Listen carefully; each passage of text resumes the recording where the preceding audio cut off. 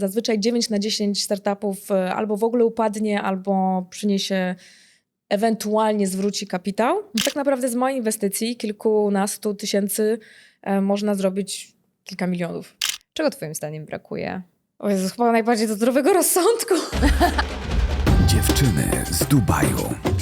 Cześć, nazywam się Emilia Jaworska, a to jest podcast Dziewczyny z Dubaju – Hair Dubai Story.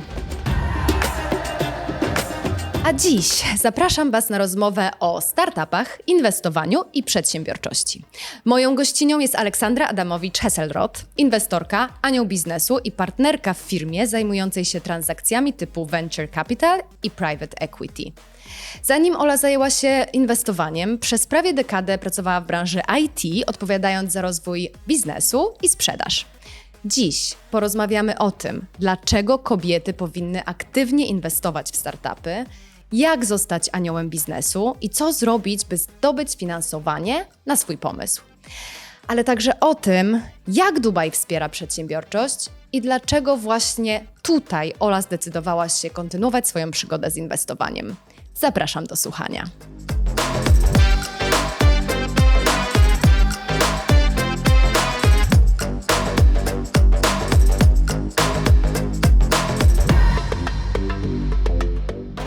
Cześć Ola! Cześć Emilia. Dziękuję Ci bardzo za przyjęcie zaproszenia do mojego podcastu. Bardzo pięknie jest tutaj, cudowne studio, bardzo dubajskie. Dzięki. No taka mała zmiana, drugi odcinek w tym studiu i fajnie, nie? Pięknie. Ola, pamiętasz jak się poznałyśmy? Na pewno przez network. Nie, poznałyśmy się na łódce. O nie. Może tylko Tak. bez szczegółów, proszę. Ale właśnie ja chcę podać te szczegóły, bo ostatnio sobie właśnie o tym myślałam, jak to jest w ogóle, wiesz, w Dubaju, jak się poznaje ludzi, jak się poznaje niesamowitych ludzi, niesamowite osoby. I ja pamiętam ten dzień i muszę go krótko opowiedzieć. Słuchaj, wstałam rano, wyszłam na spacer z psem, założyłam tylko t-shirt, shorty i wyszłam z psem i z moim mężem na spacer i sprzedawałam mój samochód, wiesz, Dubizo, wystawiłam samochód i odbieram na tym spacerze telefon, że ktoś chce zobaczyć to moje auto. Przyjechali, zobaczyli i mówią, kupujemy. I ja mówię, tak, teraz? O, naprawdę? A oni, no tak, kupujemy, bierzemy. Mówię, Jezu, no dobra. I wiedziałam, że tam o 14 czy o 15 mamy tą łódkę. Tak. I mówię, no dobra, no to jedziemy. Pojechaliśmy do RTA, czyli ten Road and Transportation Authority. No i tam oczywiście wszystko zajęło czas, no bo trzeba sprawdzić to auto, wiadomo, ponegocjować, przepisać ubezpieczenie, przelać pieniądze i tak dalej, i tak dalej. No i nagle tam, wiesz, 14:30, o 15 mamy zbiórkę, a ja jeszcze tam. I mówię do mojego męża, dobra, jedź, zawieź mnie. I dzwonię do mojej przyjaciółki. Ania, weź mi jakąś sukienkę i w ogóle weź mi jakąś chustkę, bo ja jeszcze nawet głowę nie umyłam. Czuję się, jak się czuję, ale chcę być z wami. No i Ania mi przyniosła tą sukienkę. No i oczywiście spóźniona chyba z 10 minut. Nie mogłam znaleźć i nagle patrzę. Jakaś druga zagubiona duszyczka. I mówię, hej, ty na tą łódkę?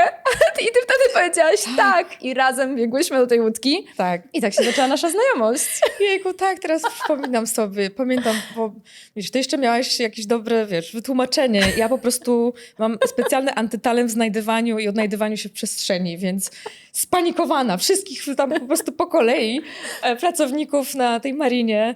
Gdzie się idzie? Gdzie taka łódka? Tak. Więc tak się cieszyłam, że tak, znalazłam jakąś chociaż drugą zagubioną duszę. I wiesz co, i do dzisiaj mam cię zapisaną jako Alex ta fajna z łódki. Nie, bardzo mi miło. No nie, no super. No dobra, Ola, bardzo ci jeszcze raz dziękuję, że tutaj jesteś. Twoja historia jest super. Potem rzeczywiście spotkałyśmy się znowu w networku, Polish Business Women Network i jak opowiadałaś o tym, czym się zajmujesz, no to mi po prostu, wiesz, szczena opadła i mówię, no nie, no to musimy porozmawiać o tym w moim podcaście, więc bardzo się cieszę, że tutaj jesteś.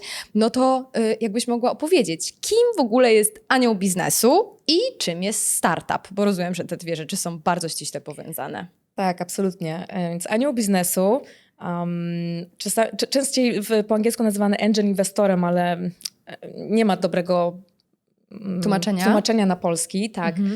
Więc się mówi po polsku po prostu anioł biznesu. To jest taka osoba, która swoje prywatne środki inwestuje właśnie w startupy, czyli nowe przedsięwzięcia, nowe firmy, które też mają no, taką specyficzną cechę, bo nie każda nowa firma to jest startup, to trzeba sobie Tak. bardzo jasno powiedzieć. Startup to jednak jest firma, która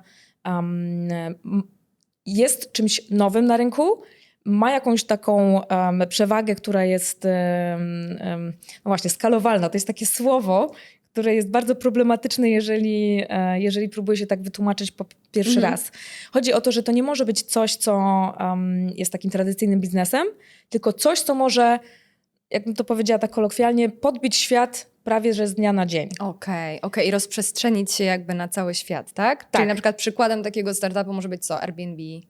Tak? Dokładnie, tak, bo to nie jest, jeżeli byśmy, bardzo dobry w sumie przykład, bo jeżeli mówimy o nowym hotelu, nowej sieci hotelowej, to trzeba to wybudować budynki, trzeba tym zarządzać, zatrudnić ludzi i tak dalej, więc tak, oczywiście jest to tradycyjny, opłacalny biznes, ale jeżeli chcemy być startupem, no to właśnie Airbnb to jest platforma, która nagle pozwoliła bardzo wielu osobom skorzystać z noclegów tam, gdzie nie było to do końca zagospodarowane przez tradycyjną branżę hotelową. Tak. Jest to wszędzie, w każdym kraju można to powielić. To jest chyba taki dobry... Uber też chyba, prawda? Absolutnie. Uber, wszelkie tego typu technologie. Tu akurat nazywamy startupy, które są znane konsumentowi takiemu końcowemu. Tak.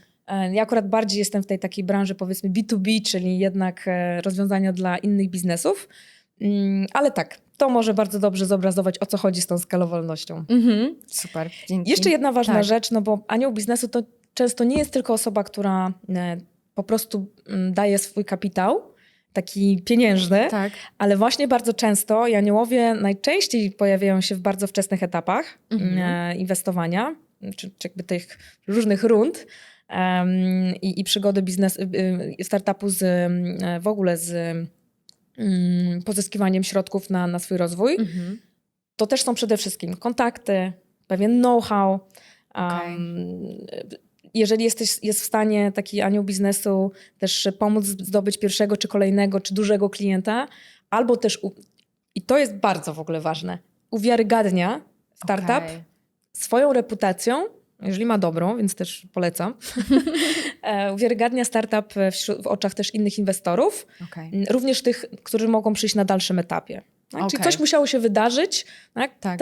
Ten albo inny angel zainwestowała, dlatego że no coś tam jest. Czyli nie jest to takie jakby pasywne, że wkładasz pieniądze i uciekasz, tylko jesteś w jakiś sposób zaangażowana w rozwój tej firmy. Tak jest idealnie i tak bardzo często się zdarza, zwłaszcza im mniejszy angel albo mniej tych inwestycji, no to po prostu się ma na to czas. Jasne. Im większy angel, a im większa ilość startupów, w których jest dana osoba zainwestowana, no to po prostu już zaczyna to być trochę niemożliwe, ale nadal. Tak?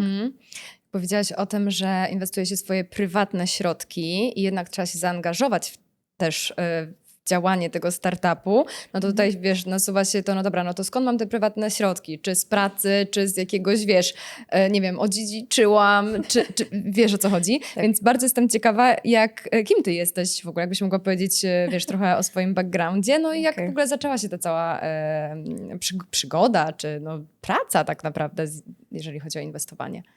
Tak, w sumie można powiedzieć, że to jest rzeczywiście praca na pełen etat. Ja też oczywiście wchodziłam tak troszkę krok po kroku, bo jest to bardzo ryzykowne inwestowanie. Trzeba wiedzieć w ogóle, żeby móc inwestować w tego typu klasę aktywów, no to trzeba po prostu wiedzieć, że można że jest możliwość, żeby te pieniądze stracić zupełnie. Tak.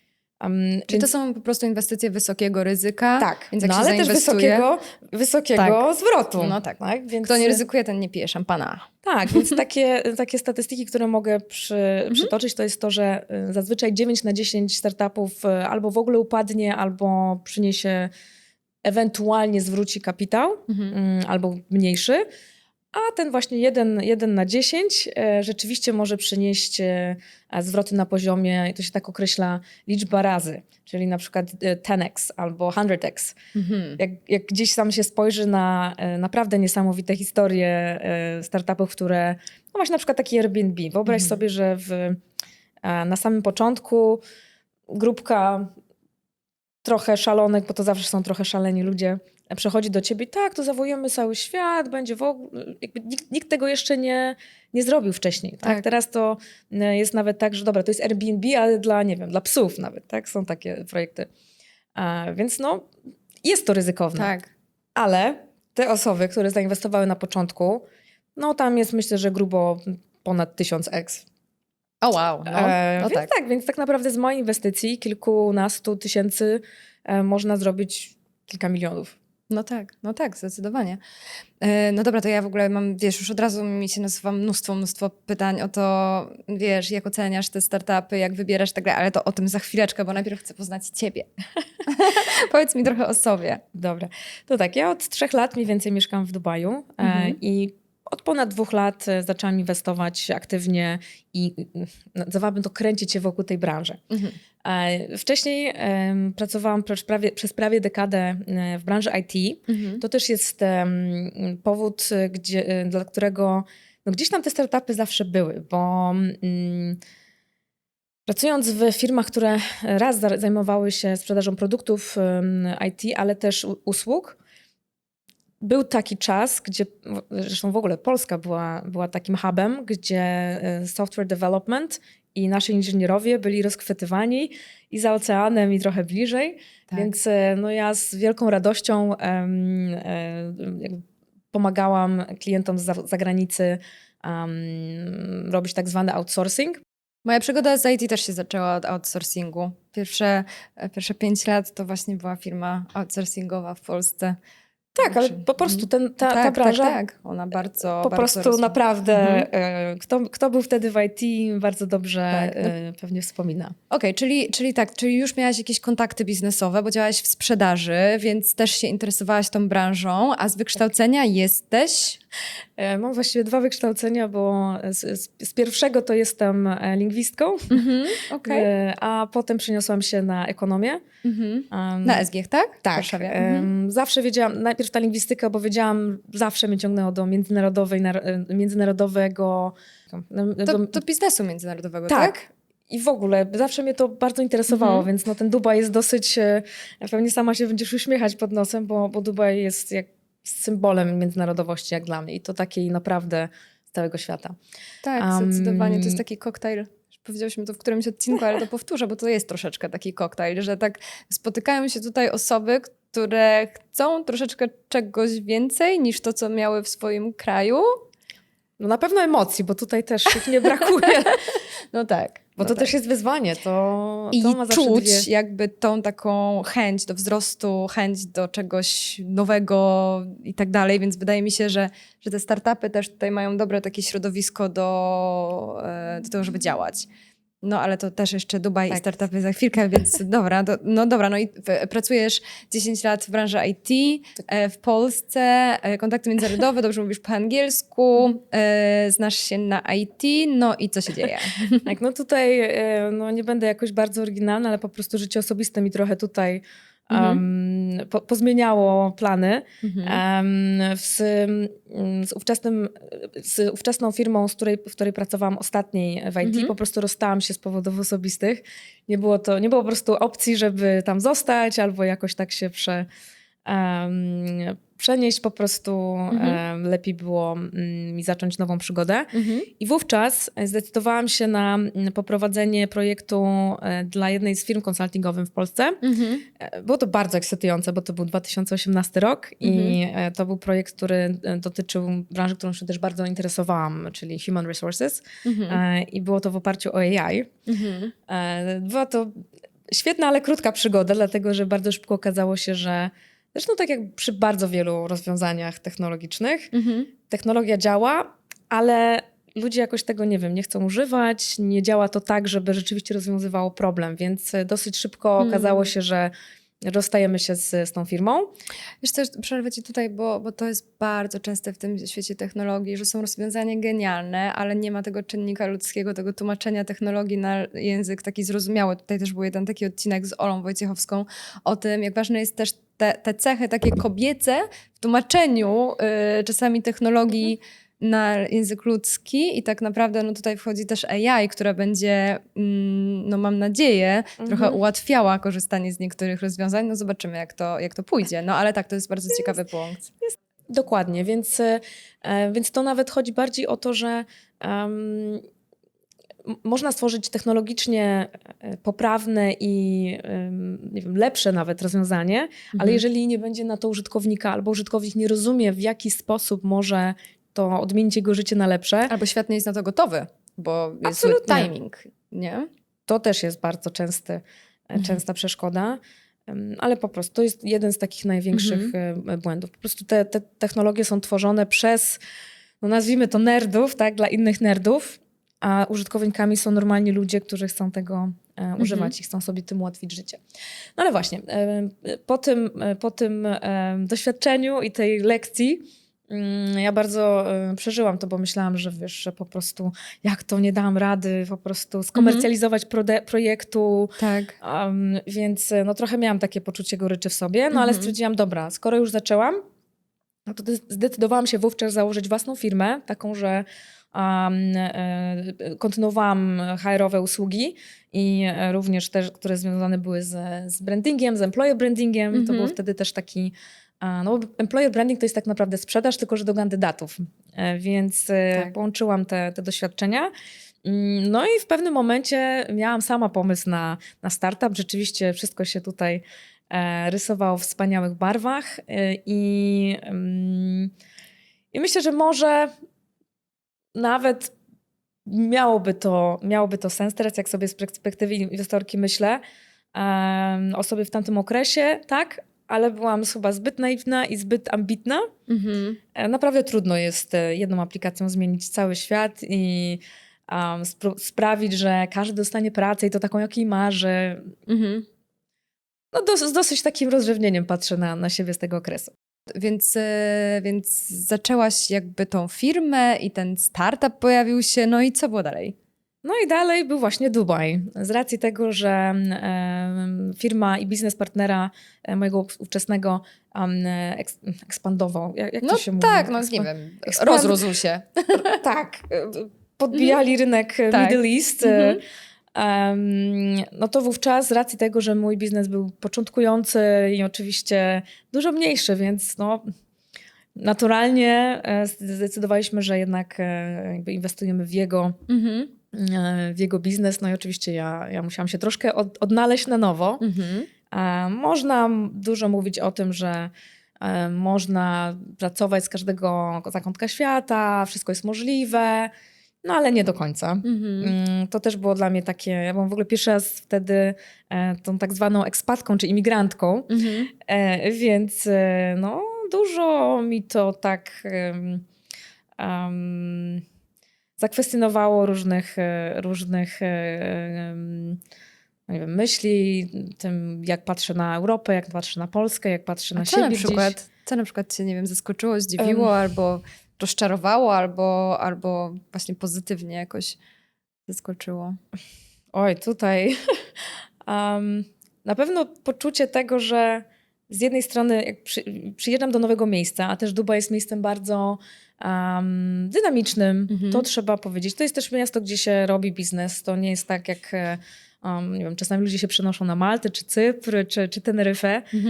No to tam jest bardziej taki klimat dla relaksu, tak.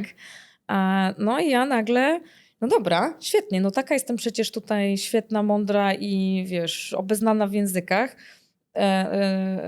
Karierę miałam, a teraz co? Przyjeżdżam tutaj i tak naprawdę mam być żoną? Tak, i to, żeby było śmiesznie, też miałam wizę pod tytułem housewife, więc i to było oficjalnie jako occupation postawione, więc możesz sobie wyobrazić moje niezadowolenie z tego Tak, ale myślę, że to jest taka kwestia, którą tutaj doświadcza bardzo wiele kobiet. Bo bardzo raczej, rzadko, ojej, coś to już nie wiem, w kilka pewnie procent było takich, gdzie to dziewczyna tutaj zdobyła pracę i mąż przyjechał za kobietą, ale zazwyczaj kobiety tutaj przyjeżdżają i bardzo często też gdzieś tam rezygnują ze swojej kariery na rzecz przyjazdu tutaj z mężem, czy wychowują tutaj dzieci, ale już nie rozwijają tej swojej kariery. No albo po prostu muszą zacząć od początku, tak? No Można sobie też mówić, że wszystko się da, no ale nie do końca. i też te odnalezienie się, to jest po prostu też duży koszt emocjonalny. Ja nie byłam świadoma, że mówię, no jeszcze, wiesz, no nie wiem, nie wyjechałam, śmieję się czasami na północ Finlandii, gdzie jest ciemno i nie wiem, są same, wiesz, lasy, tylko do pięknego Tak. miejsca, gdzie jest rzeczywiście międzynarodowo, ale Trzeba nie nawet. skorzystać, trzeba coś zrobić. Tak, więc no oczywiście też próbowałam, a potem po prostu, bo jakby skąd się zaczęło to inwestowanie, bo rzeczywiście trochę nam się poszczęściło w takim sensie, że udało nam się sprzedać nieruchomość, którą mieliśmy w Warszawie z bardzo dobrym zwrotem. No to się bardzo wiele czynników złożyło. I wtedy sprzedaliśmy to mieszkanie, kupiliśmy mniejsze. Zostało jeszcze, mąż sobie kupił łódkę wtedy, i resztę żeśmy podzielili na takie kubki, tak? I stwierdziliśmy wtedy, to skoro ja właściwie trochę muszę sama ze sobą zacząć od nowa, Tak. to po prostu zacznę od tego inwestowania. To zawsze było moje marzenie. Myślałam, że pójdzie trochę inaczej, czyli że sama założę świetny startup, zrobię tak zwany exit, czyli sprzedam te swoje udziały, zarobię miliony i wtedy będę mogła inwestować. Ale stwierdziłam, dobra, skoro jakby los mi sugeruje, że może, warto, to tak. I też długo się... Znaczy, nawet nie, że wahałam, tylko przyglądałam. Znalazłam sobie mentorkę. Poszłam też na tak zwany kurs, executive course dotyczący akurat private equity, ale tam też były elementy venture capital, czyli tego stricte na startupach skupionego inwestowania. I to też była taka inwestycja dla Czyli mnie. zaczęłaś się tego uczyć, nie poszłaś w ciemno, jakby Tak. nie weszłaś w inwestycje, tylko zaczęłaś się uczyć, z czym to się je, chociaż miałaś też już studia ekonomiczne ze sobą. Tak, ale to w ogóle studia ekonomiczne jakby... Ktoś może skończyć ekonomię, a jednak nie być osobą przedsiębiorczą. No tak. Ale to też jest dobry taki znak, że nie trzeba mieć tych studiów ekonomicznych, żeby zacząć inwestować. Wystarczy jakby nauczyć się tych podstaw i mieć głowę na karku. I chyba dobrą intuicję też, co? Na pewno intuicję, to ze wszystkim w życiu. Też zwłaszcza, że startup jest po prostu takim troszkę projektem pisanym po wodzie, czyli jest to wielka obietnica, ale nie ma zbyt wielu danych historycznych, tak to nazwijmy. I też jedną z takich najważniejszych kryteriów i jak rozmawiam z innymi inwestorami, także jest to bardzo, bardzo podkreślany czynnik, to jest po prostu zespół założycielski. Okay. Ich reputacja, ich kompetencje, to jaką mają postawę, to naprawdę wiele decyduje. No to co powinien mieć taki startup, żeby zwrócił na siebie twoją uwagę? Właśnie, po pierwsze ten zespół założycielski, musi być jakaś kompetencja za tym, tak? Albo to też nie musi być kompetencja stricte taka twarda, czyli ktoś, nie wiem, ktoś, kto teraz jest taki boom na AI, że ktoś, kto, nie wiem, od 10 lat się zajmował data analytics i teraz jest w stanie, chociaż to oczywiście pomaga, tak? To jest dobry co-founder. Musi być też ktoś, kto jest biznesowy, czyli ktoś, kto na przykład ma kapitał w postaci kontaktów w danej branży. Tak? Jeżeli ktoś otwiera startup w zakresie marketingu, to dobrze, żeby jednak wcześniej pracował w tym obszarze. To też jest zresztą to taka porada dla początkujących inwestorów, bo może nie trzeba mieć tam nie wiadomo jakich milionów, ale na pewno warto się skupić najpierw na czym się znamy. I właśnie dlatego ja też się skupiłam na takich inwestycjach B2B w obszarze IT, w modelu SaaS, raz dlatego, że po prostu zajmowałam się sprzedażą tego i mogłam wnieść też tą wiedzę sprzedażową, pomóc zainwestowanym przeze mnie startupom, jak zdobywać tych klientów albo jak komunikować, jak to sprzedawać.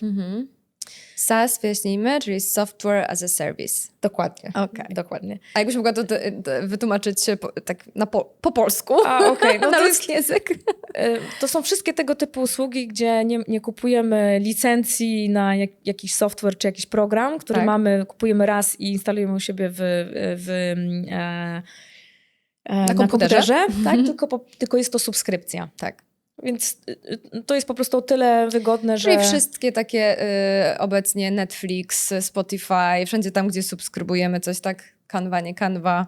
Canva może jest lepszym, bo Netflix Tak? to jest akurat bardziej taka... no, jest to subskrypcja. Nie wchodźmy może w te... Dobra.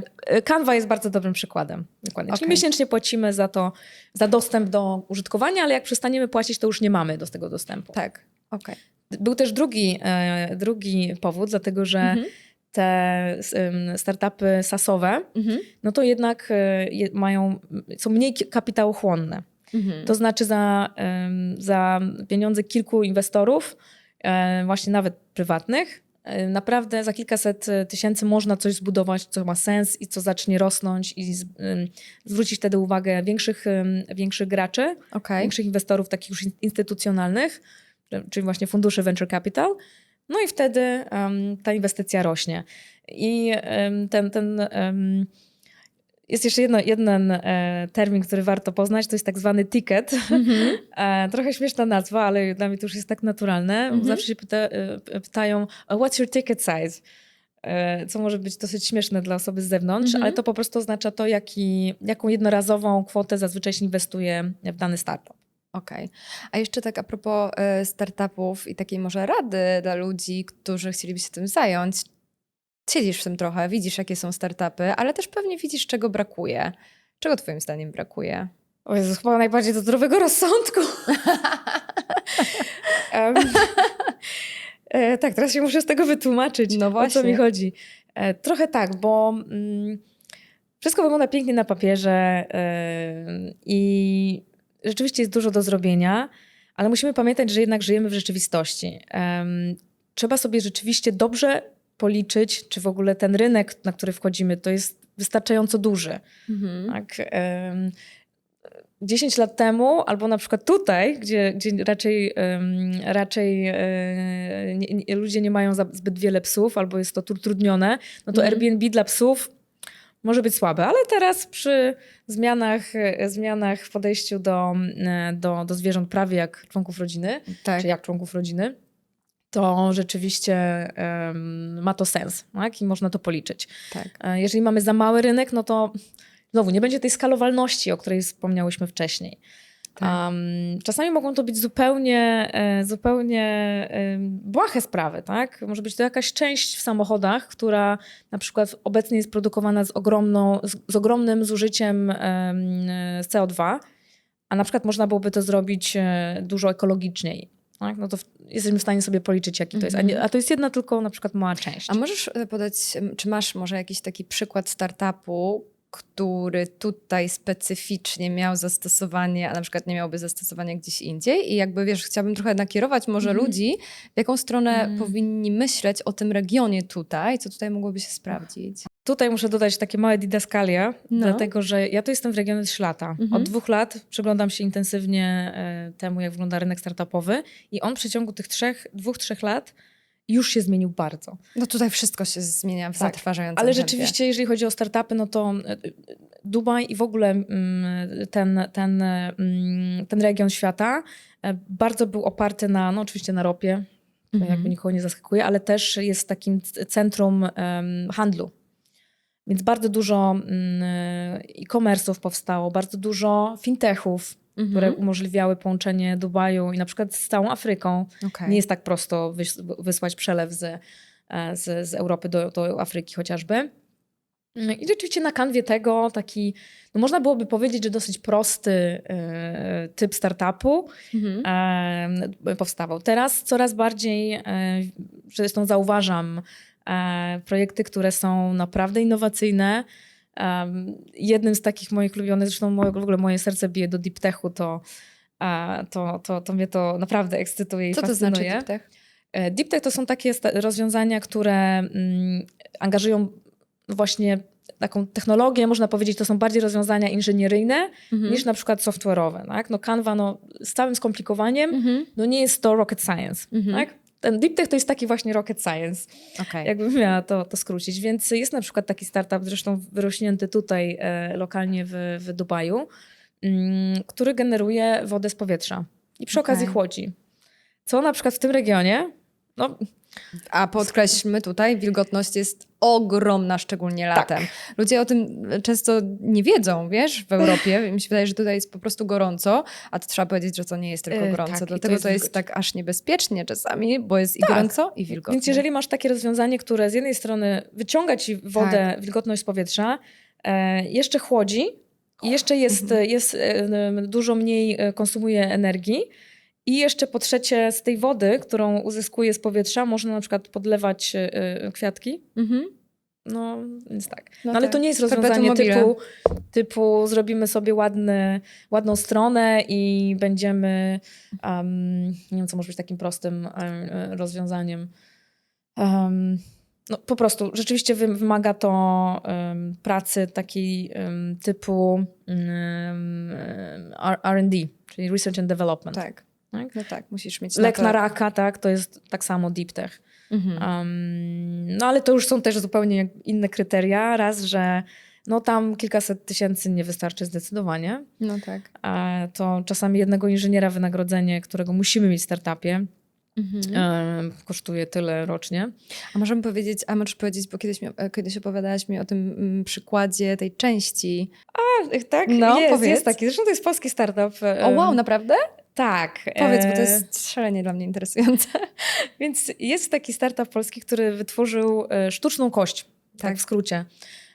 I oprócz tego, że jest to świetne rozwiązanie, nie wiem, szybciej, lepiej, nie jestem No ale medical takie doctor, rozwiązania już są, prawda? Tak. Właśnie. Pomijając to, że bo myślę, że dążysz tutaj do tego, że dlaczego na tym rynku mogłoby się sprawdzić. Więc mają taką cechę, gdzie istniejący dostawcy, zwłaszcza ten, który przejął rynek i jest po prostu w 90% wykorzystywany, zwłaszcza w dentystyce, bo tam też jest kość, którą się uzupełnia. No tutaj w tym regionie albo wśród osób, które są muzułmanami, no nie zadziała, dlatego że tam są pochodne świń. To jest po prostu nieakceptowalne dla regionu tutaj. Tak, bo to jest haram i to jest po prostu nieakceptowalne. No dokładnie. I ten startup ma zero produktów odzwierzęcych tego pochodzenia świń, jeśli to tak można określić. No tak. I nagle, ojej, to jest idealny rynek. Tak? Nagle jest ta... Niesamowite. coś...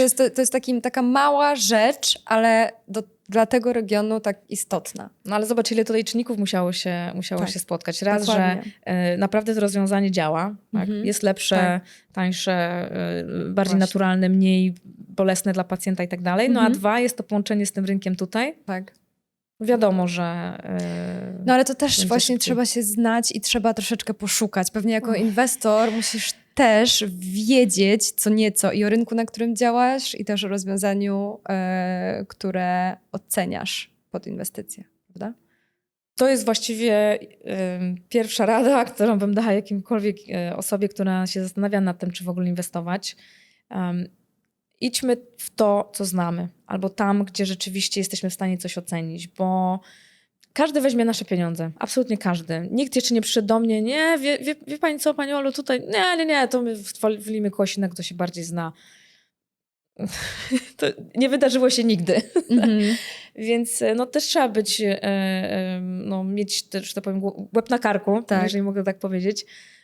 I jednak nie wchodzić w coś, co raz jest w ogóle jakby z automatu bardzo ryzykowne, no a dwa, no jednak może nie wyjść pomimo wszelkich chęci, tak? Po prostu coś się nie uda. Tak, z tym, że trzeba mieć łeb na karku, to pewnie dlatego, że ty reprezentujesz tą firmę, ale też przyciągasz albo odpychasz innych inwestorów, prawda? Więc to tak sobie wyobrażam, ale powiedz, jak to jest, że wy pewnie już się znacie, ty znasz pewnie innych inwestorów, jesteście w jakiejś community, co? Jak to jest? Tak, absolutnie. No, z racji tego, że też bywam na eventach, na konferencjach, które są poświęcone startupom i też no, z racji tego, że no, teraz jakby dołączyłam w zeszłym roku jako partnerka do firmy, która się tym profesjonalnie zajmuje.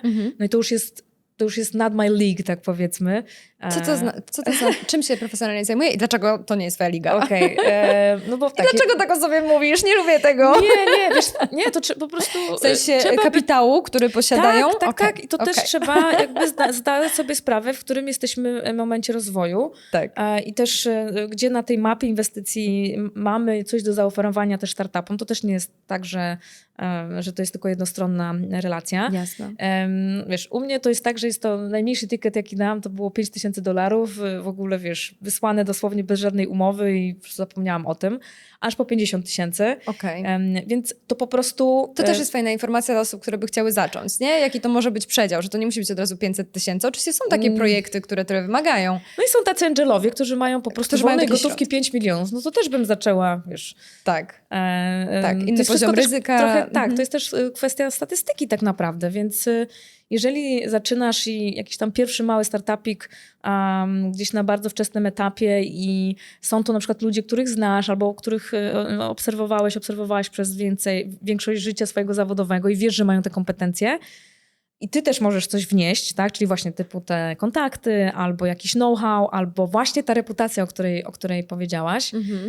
Bo to może działać trochę tak na zasadzie, że to mamy przykład, no teraz to trochę, aż się przycieram oczy, co on tam wyprawia, ale jeżeli Elon Musk w coś zainwestował, no to cały świat za tym biegł. Po prostu mogło to być loty na Marsa, tak? No, Tak. jakbym ja wyskoczyła z lotami na Marsa, albo jakiś...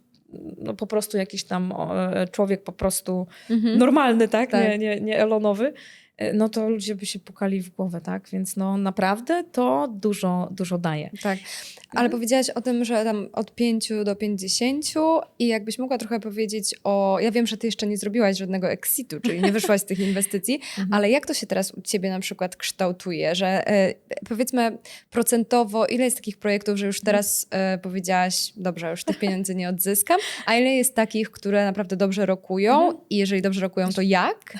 No i też jaki jest ten czas wyjścia? Jak długo się czeka na zwrot z inwestycji? To wiesz co, zamiast tutaj podawać procentowo, bo to nic właściwie nie powie osobom, które będą tego słuchać, dam takie 2 ekstremalne przypadki. Jeden to jest taki, że w miesiąc z mojej inwestycji X mam 0, ale to była bardzo agresywna, firma rzeczywiście nie miała cash flowu, trzeba było szybko ich ratować, więc ja tam wskoczyłam, próbowałam też jakby pomóc im znaleźć innych inwestorów, ale po prostu to nie wyszło. I takie jest też ryzyko, więc tutaj mam okrągłe 0. Okay. Albo właściwie minus, nie? No bo pamiętajmy, że ten kapitał został zainwestowany. Ale jest inna spółka w portfolio, którą mam, zresztą też bardzo mój ulubiony polski startup, znowu też rozwiązanie B2B SaaS. Też trafili do mnie już troszkę bardziej, nie tak z partyzanta czy z jakiejś wiadomości na LinkedInie, tylko rzeczywiście ktoś zainteresował mnie tym startupem.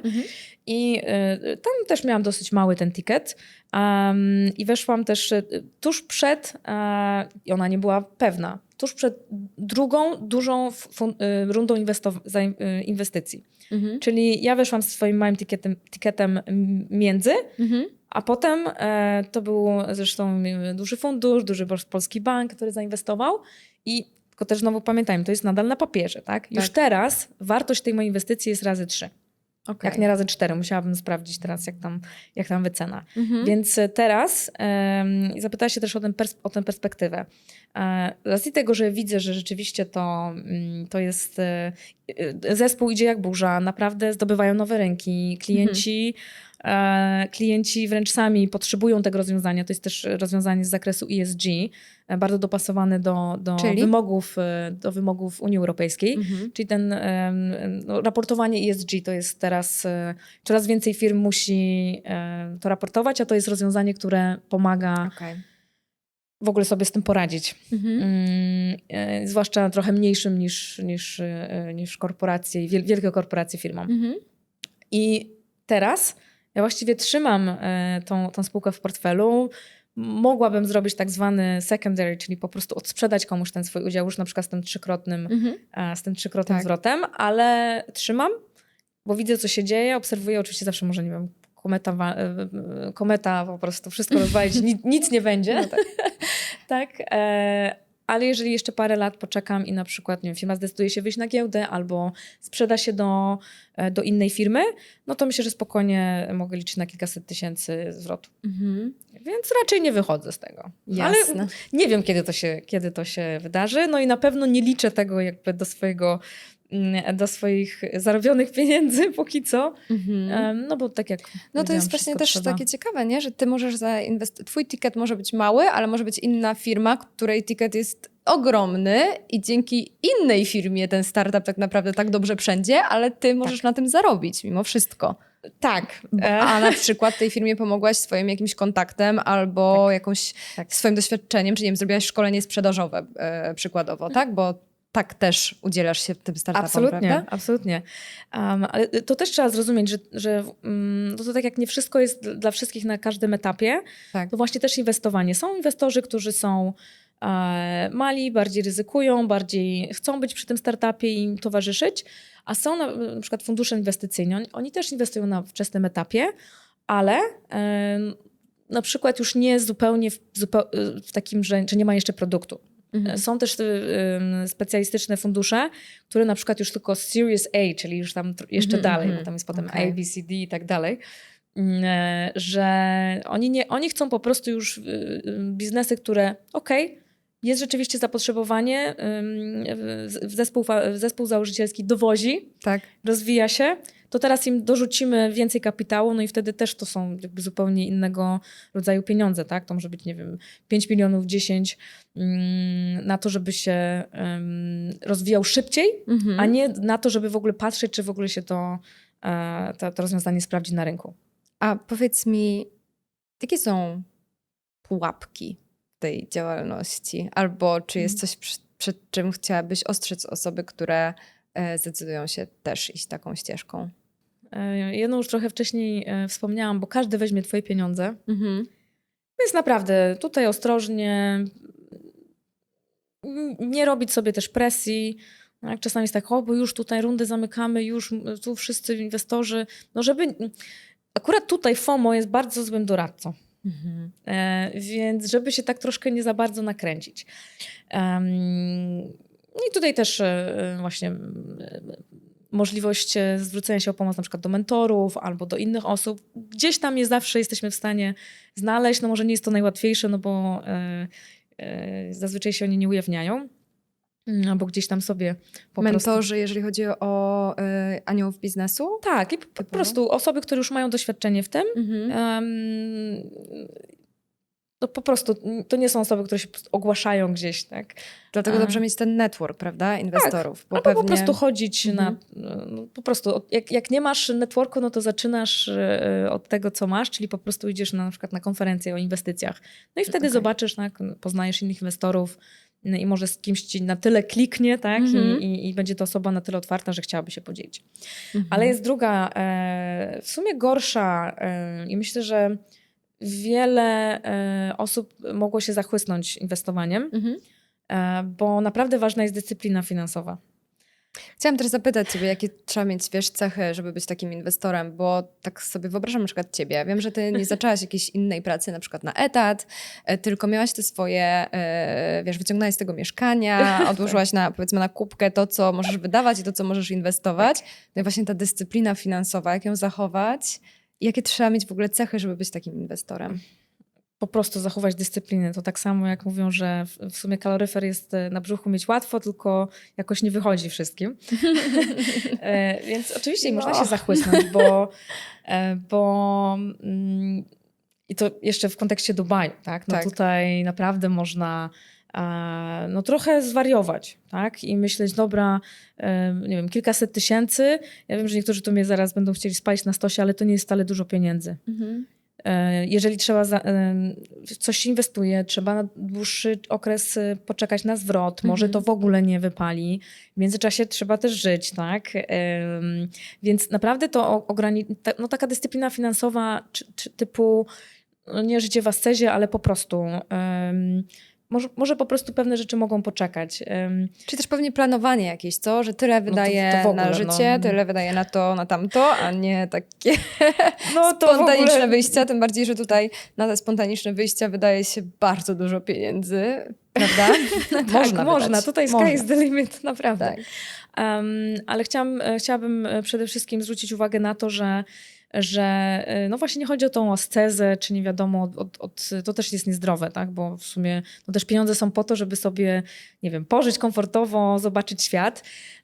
Ale podam ci konkretny przykład taki, gdzie ja sobie niejako oszczędzam albo trzymam tą dyscyplinę. Tak. Na przykład od kiedy właściwie mieszkam w Dubaju, to w ogóle nie jeżdżę na żadne wakacje, no bo wakacje mam tutaj, więc twierdzę, że dobra, jakieś tam Malediwy czy Bali, pewnie fajnie, ale tak naprawdę ja sobie myślę, dobra, ale w sumie w tym momencie, gdzie jeszcze ten kapitał mam dosyć taki ograniczony i jednak muszę nim mocno zarządzać, to jest tak naprawdę jeden ticket. Nie? Więc w ten sposób sobie myślę. I też gdziekolwiek wyjeżdżam, to zawsze jest w kontekście biznesowym. Więc śmieję, że to jest taka moja turystyka biznesowa. Więc w ten sposób na przykład poleciałam w zeszłym roku do Japonii, a w drugą stronę do Stanów w Nowym Jorku był Climate Week i to też było jakby zupełnie nie dlatego, że chciałam sobie pozwiedzać. Oczywiście co zobaczyłam, to moje, tak? Ale nie zdecydowałam się na to, gdyby nie było tam takiego business reason behind it. Wiesz co, to tak mi się wydaje, że no, trzeba mieć tą dyscyplinę, ale też chyba w miejscu, gdzie jest dosyć dużo zamożnych ludzi, a Dubaj taki jest, w pewnym momencie widzisz, jak te pieniądze... Oczywiście, wiesz, no wiadomo, pieniądze pomagają w komfortowym życiu, ułatwiają wiele rzeczy. Też, wiesz, nie wiem, masz dostęp do innej czy opieki zdrowotnej i tak dalej. No wiadomo, no nie ma z czym dyskutować, prawda? Ale jak już się otaczasz takimi ludźmi, którzy naprawdę mają pieniądze, to potem widzisz, że u tych osób to już nie chodzi o to, jakim one samochodem jeżdżą albo jaką torebkę mają, bo często właśnie u tych bardziej zamożnych tego nie widać, a ci mniej zamożni muszą sobie udowodnić pewne rzeczy markami, nie? Albo wyjściami do najdroższych miejsc. Nie wiem, tak myślę. A trochę tutaj jest tak, przepraszam, że mam wrażenie, że przynajmniej w tym moim otoczeniu to się już naprawdę mało ocenia przez pryzmat, co kto ma, ale co kto robi i jakim jest człowiekiem. I mówię to naprawdę. Bo super ja też jest... mam tylko takich ludzi wokół siebie, bo tych bardziej pozerskich to po prostu mnie denerwują, więc chociaż nie ma nic złego, każdy sobie może kupić Nie, każdy cokolwiek chce. Jasne, oczywiście, że tak. Ale jakby to, co mnie inspiruje, to jest naprawdę to, co kto robi i jakie kto ma podejście do życia i wiesz, i jakim jest po prostu człowiekiem tak na co dzień. No nie? Wiesz, te torebki czy te samochody można też stracić, tak? I co wtedy zostanie z tego człowieka? to nie jest na pewno prawdziwe bogactwo, wiesz co, to nie jest żadne bogactwo. Tak. To jakby dla mnie bogactwem jest to, co mogę zainwestować, w co, wiesz, co jakby przynosi mi jakiś pasywny przychód, albo co pomaga mi później w osiągnięciu jakiejś wolności finansowej, czy w ogóle poczucia takiego bezpieczeństwa. Fajnie mieć pewnie jedną torebkę czy drugą i tak dalej, ale to nie jest tak, że po prostu będę kupować tylko, żeby mieć codziennie na przykład inną.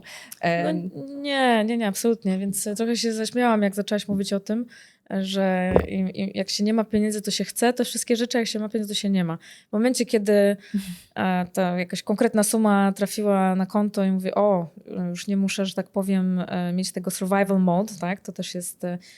Nagle mi się odechciało, myślałam, że pierwsze co zrobię, to wiesz, pójdę na wielkie zakupy i tak, dobra, jedną torebkę kupiłam i to też nie jakąś tam najdroższą i to też bez logotypu, żeby było śmiesznie. I nagle ja nie w ogóle, mówię nie. Nagle ja tak, nie ale nie. nagle I to mi jest, się w ogóle wiesz, jakby przestało to mieć znaczenie. No właśnie. Wiesz, co jest prawdziwym bogactwem? To, że masz czas i masz tak zwane, nie wiem, czy to będziemy blurować, ale fuck you money. Tak. Nie będziemy blurować, bo ja... I to jest najważniejsze. To jest najważniejsze, bo no ja też jakby, no wiesz, w Wersalu się nie urodziłam, swoje też tam przeszłam, w Mysiej Dziurze już mieszkałam. Ale wiesz co, dlatego w ogóle ja chcę rozmawiać z Polkami i dla Polaków i po polsku najczęściej, bo wydaje mi się, że my wszyscy pochodzimy z w miarę takiego podobnego środowiska. Wiesz, o co chodzi? No jakby w Polsce nie mieliśmy dużo, no nie mieliśmy i było ciężko i tak dalej, więc my wszyscy gdzieś tam byliśmy w takiej trudnej sytuacji na początku, no ale potrafiliśmy coś z tym zrobić. Tak. No ale też dużo szczęścia potrzeba. O, pewnie, ja że bardzo tak. mam dużo takiej... Pokory? no może pokory. Jakby sama siebie często tak pytam, mówię, słuchaj, jakby naprawdę z dnia na dzień może, nie wiem, wszystko może pójść nie tak, ale z drugiej strony posiadanie tego właśnie FU money jest dla mnie, to jest dla mnie najważniejsza rzecz. To znaczy, ja naprawdę potrafię żyć, robiłam takie ekstremalne eksperymenty podczas, jak mieszkałam zresztą w internacie, a potem jeszcze na studiach, że potrafię przeżyć naprawdę za ekstremalnie niskie kwoty, jakby w ogóle mi to jest niestraszne. Że wolę na przykład przysłowiowe karton pod mostem sobie zaadaptować do siebie, niż na przykład nie wiem, pracować gdzieś, gdzie jest to zupełnie niezgodne z moimi wartościami. A nie zawsze tak było. Tak? Zawsze Więc miałeś tą nie zawsze możliwość. każdy ma wybór. I to jest też... Dlatego ja też się zdecydowałam na to, żeby pójść akurat właśnie w to inwestowanie i w tą branżę całą, no bo się śmiałam, że to nie jest moja liga, bo wielki kapitał, no to ja tam jestem maluczkim żuczkiem, ale każdy kapitał to jednak jest jakaś decisive power, ja bym to tak nazwała.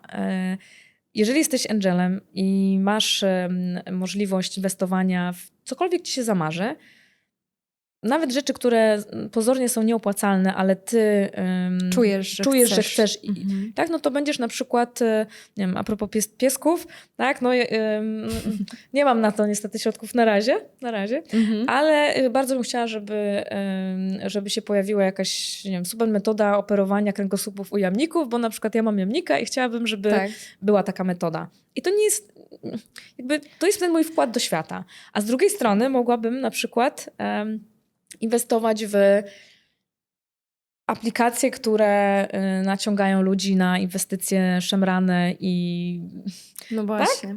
Tak? To jest ta to jest w ogóle decyzyjność. fajny taki punkt, żeby ciebie zapytać, czy znasz takie statystyki, kto najczęściej inwestuje? Ja nie wiem, czy tutaj w ogóle trzeba znać statystyki, żeby odpowiedzieć na to pytanie, ale... Znam, ale już nie sprawdzam, bo za każdym razem się denerwuję bardzo. No, No czyli co? niestety nadal takie 90% to jest starszy biały mężczyzna. Starszy biały mężczyzna. No może Okej. nie 90, no teraz może troszkę tam więcej Azja się, Afryka czy kraje Ameryki Łacińskiej aktywują, no ale nadal no nie jest to zbyt... Znasz książkę Niewidzialne kobiety Karoliny Perez? Oczywiście, ale ta to jest jeszcze, powiem ci, no taka zdystansowana, o danych pokazana, ale, ale bardzo się denerwowałam o tym, że... Tak, to są dane, ale one bardzo ładnie mówią o tym, jak połowa świata, czyli kobiety, nie są reprezentowane w przestrzeni publicznej, bo wszystkie badania i wszystkie projekty są robione przez mężczyzn dla mężczyzn tak naprawdę. Więc taki przykład, dlaczego więcej kobiet ginie w wypadkach samochodowych. Bo pasy są dla mężczyzny, a nie dla kobiety. No, czy na przykład, wiesz, no nie ma takich udogodnień dla kobiet, więc to też o tej decisive power, o której powiedziałaś, to jest to, że jeżeli inwestujemy my, kobiety, to my mamy tą siłę decyzyjną i nie musimy walczyć o swoje miejsce przy stole jakimiś takimi, wiesz, hasłami, tylko możemy realnie naszymi pieniędzmi i naszą decyzyjnością wpływać na to, jak wygląda świat. Emilia na prezydenta. Yeah! Pięknie. Po prostu lepiej bym sama tego nie powiedziała. Więc bardzo dziękuję, że to tak ładnie ubrałaś w słowa. Dziękuję. I tak, to jest dokładnie to, co mi przyświeca we wchodzeniu coraz głębiej i budowaniu swojej reputacji, też swojego portfela inwestycyjnego, żeby móc coraz więcej uczestniczyć w tym decydowaniu. Bo nawet raz jak sobie rozmawiałyśmy a propos takich rozwiązań, które zostały zaprojektowane przez mężczyzn dla mężczyzn. Tak. Każdy zna te takie hulajnogi rozstawiane na chodnikach. Tak. I to są po prostu bardzo ekologiczne, przydatne środek transportu, który jest bardzo przydatny na krótkich dystansach. Tak. Tylko że jeżeli ma z tego korzystać kobieta, ja na przykład bardzo często z tego nie korzystam, no bo po pierwsze nie czuję się bezpiecznie, bo zazwyczaj trzeba po tych krzywych chodnikach jeździć, to raz, a dwa, kobieta nie jest jak facet, że ma plecak, ewentualnie telefon, albo czasami nawet tylko telefon i jakiś tam portfel, tylko ma torebkę, czasami jeszcze jakieś zakupy, już w ogóle z dziećmi to już w ogóle zapomnijmy, tak? Jakby mission impossible. Ale bardzo prosta rzecz, którą by to naprawdę kosztowałoby 5 centów per hulajnoga, nie można byłoby dodać koszyczka, po prostu.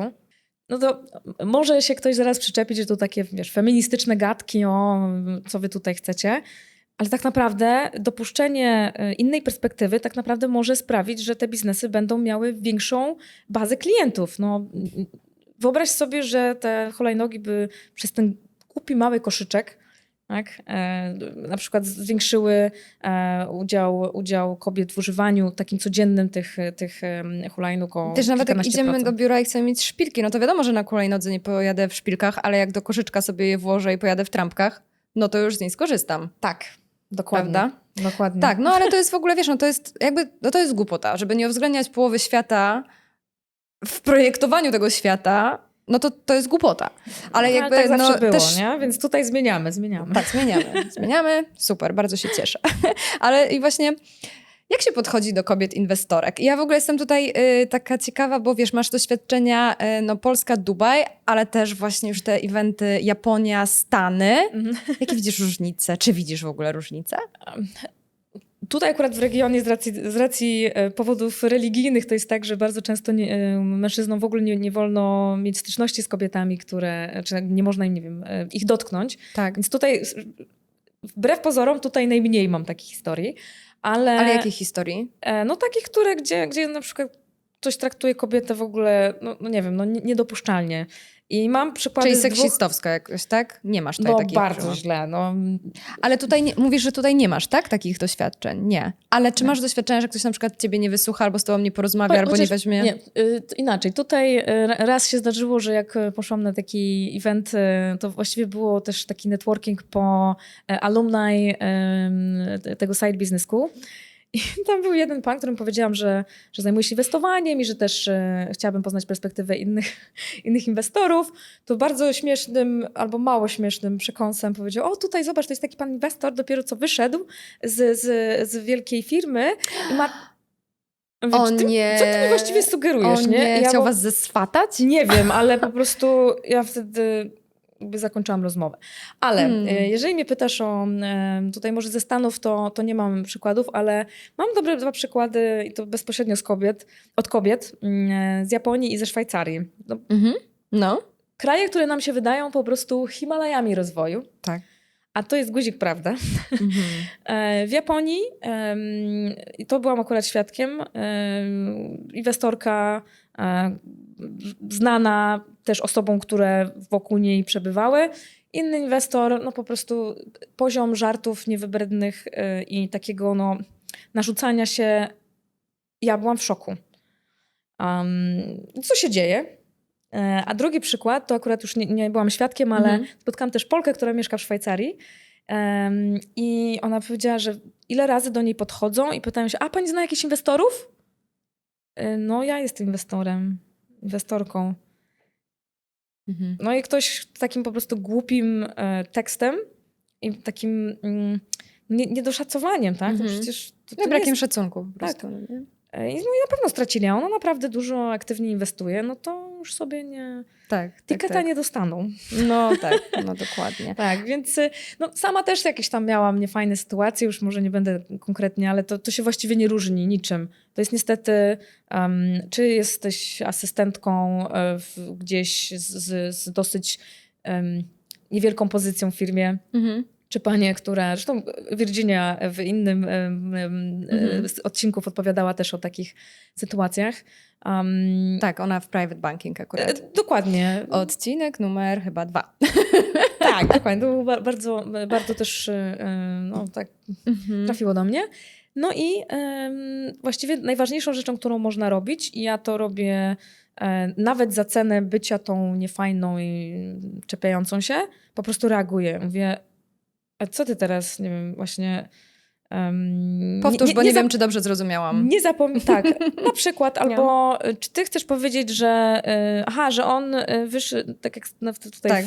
że on wyszedł, Skonfrontuj po prostu to chcesz ten powiedzieć, komentarz z prawdą. Czy dobrze słyszę, tak? że chciałeś powiedzieć to, też i to? są też dwie rzeczy, na które bardzo siebie uczulam i też uczulam tutaj otoczenie.